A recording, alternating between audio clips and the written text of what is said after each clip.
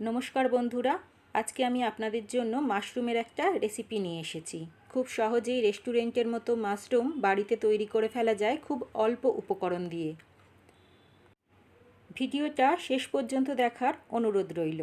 চ্যানেলে যদি নতুন হয়ে থাকেন তাহলে অবশ্যই চ্যানেলটি সাবস্ক্রাইব করে নেবেন, আর আমার নিত্য নতুন রেসিপি পাওয়ার জন্য পাশে থাকা বেল নোটিফিকেশনটা প্রেস করে নেবেন। তাহলে আমি নতুন কোনো রেসিপি দিলেই আগে তা আপনার কাছে পৌঁছে যাবে। রেসিপিটা যদি বাড়িতে তৈরি করে থাকেন কমেন্টে অবশ্যই জানাবেন তা আপনাদের কেমন লাগলো। মাশরুম কারি বানানোর জন্য আমার যে সমস্ত উপকরণ বা সামগ্রীর প্রয়োজন হয়েছে সেগুলো হলো, এখানে 1 প্যাকেট মাশরুম নিয়ে নিয়েছি। এগুলো পরিষ্কার করে ছাড়িয়ে ধুয়ে টুকরো করে কেটে রাখা আছে। একখানা টমেটো, এটাও টুকরো করে কেটে নিয়েছি একটা বড় সাইজের পেঁয়াজ, এটাকেও কেটে নিয়েছি লম্বা করে।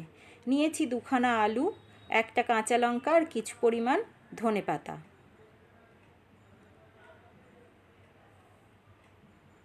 এখানে একটা কড়া গরম বসিয়ে দিয়েছি। কড়াটা গরম হয়ে গেলে সরষের তেল দিয়েছি।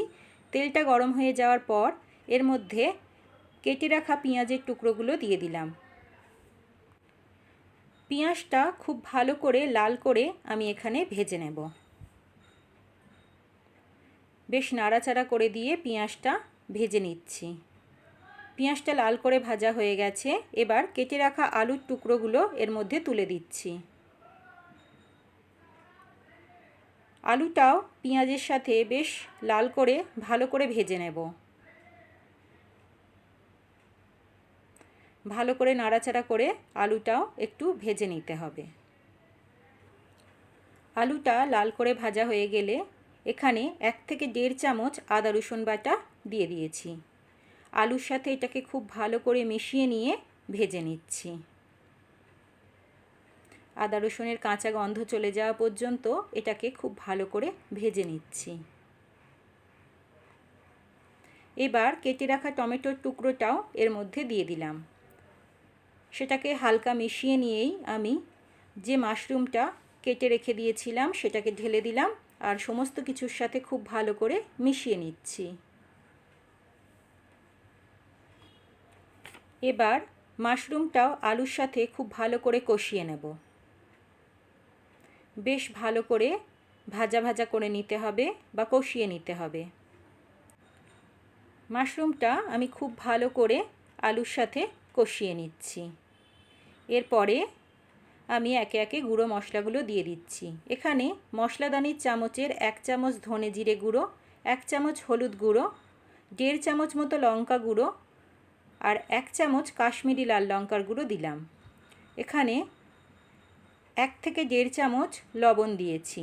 একখানা কাঁচা লঙ্কা দিয়ে দিলাম চিড়ে, আর অল্প পরিমাণ জল দিয়ে সমস্ত কিছু আমি খুব ভালো করে কষিয়ে নিচ্ছি।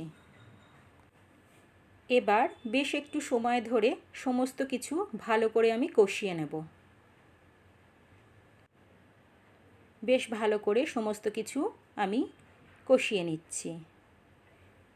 আমার ভালো করে কষিয়ে নেওয়া হয়ে গেছে। এবারে আমি এর মধ্যে পরিমাণ মতো জল দিয়ে দিচ্ছি।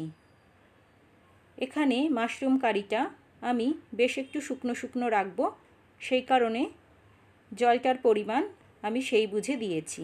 এখানে আমি 1.5 গ্লাস মতো জল ব্যবহার করেছি। এবার একটা ঢাকা দিয়ে সমস্ত কিছু আমি সিদ্ধ হওয়ার জন্য ঢাকা দিয়ে দিয়েছি। মিনিট 5 পরে খুলে নিয়েছি আর সমস্ত কিছু নেড়েচেড়ে দেখে নিচ্ছি। আমি দেখে নেব আমার আলুটা কতটা সিদ্ধ হয়েছে।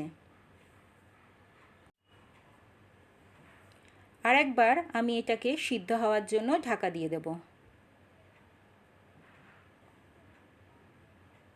কিছুক্ষণ সিদ্ধ হওয়ার পর এটাকে খুলে নিয়ে এবারে আমি দেখে নেব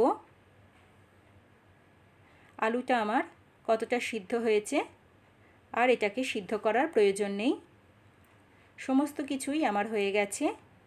এবার এর মধ্যে কেটে রাখা ধনেপাতাটা ওপর দিয়ে ছড়িয়ে দেব। এখানে আমি 1/2 চামচ মতো গরম মশলা ওপর দিয়ে দিয়েছি।